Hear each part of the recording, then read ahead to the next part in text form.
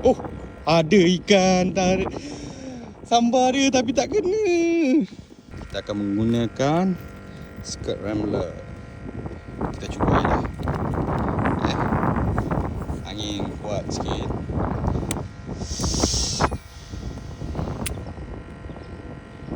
Skirt rambler ni dia atas air.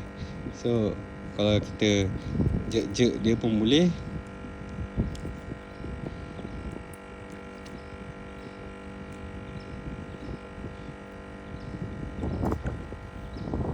Kalau kita nak karau biasa pun boleh. Sebab bawah dia ada ni, blade ni. Okay.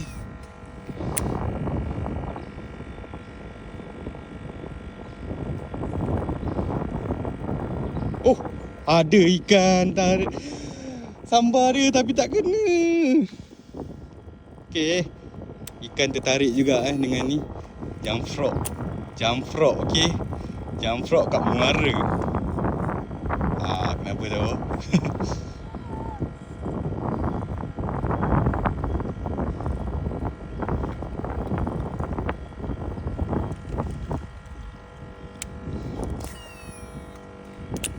Okay, kelebihan jump frog ni, dia boleh baling dekat paya-paya ni. Aduh, tak tahu nampak ke tak dalam video. Ikan cuba menyambar dia. Okay, boleh baling kat sini juga. Dalam tu. Okay, nampak dalam. Kita cuba karau dia.